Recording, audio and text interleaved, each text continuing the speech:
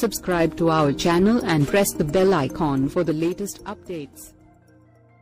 ఆస్ట్రేలియాతో బుధవారం ముగిసిన వన్డే సిరీస్లో విఫలమైన Bharat middle order batsmen Ambati రాయుడుకి ఆసీస్ మాజీ ఓపెనర్ మాథ్యూ హెడెన్ మద్దతుగా నిలిచాడు. తొలి 3 వన్డేల్లో నెంబర్ 4 స్థానంలో ఆడిన అంబటి రాయుడు 13-8 2 పరుగులతో పేలవంగా వికెట్ చేజార్చుకున్నాడు.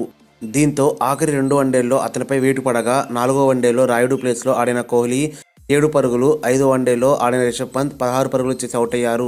దీంతో మే 30 నుంచి ఇంగ్లాండ్ వేదికగా మొదలు కానున్న ప్రపంచ కప్లో విజయ్ శంకర్ లేదా కేఎల్ రాహుల్ను ఆ స్థానంలో ఆడించాలనే ఆలోచనలో భారత్ ఉన్నట్లు వార్తలు వస్తున్నాయి.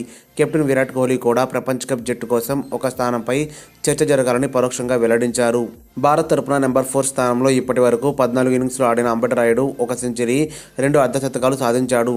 అయినప్పటికీ ప్రపంచ కప్ అంబటి రాయుడిని పక్కన పెట్టాలనే వార్తలు రావడంపై తాజాగా మాథ్యూ హెడెన్ స్పందించారు. నెంబర్ 4 స్థానంలో అంబటి రాయుడు బ్యాటింగ్ సామర్థ్యంపై అందరూ ప్రశ్నించడాన్ని నేను నమ్మలేకపోతున్నా. గత కొంతకాలంగా అతను చక్కగా రాణిస్తున్నాడు. కానీ ఎందుకు ఇలా అతని బ్యాటింగ్ను ప్రశ్నిస్తున్నారో నాకు అర్థం కావడం లేదు. బహుశా ప్రపంచ కప్కి ముందు మాట్లాడుకోవడానికి ఓ అంశం కావాలనుకుంటున్నారేమో.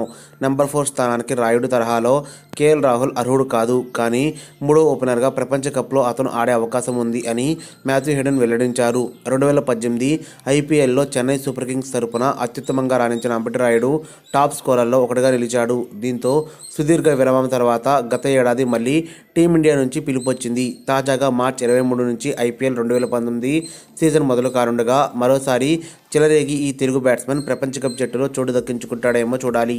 మరిన్ని అప్డేట్స్ కోసం మన ఛానల్ని సబ్స్క్రైబ్ చేయండి.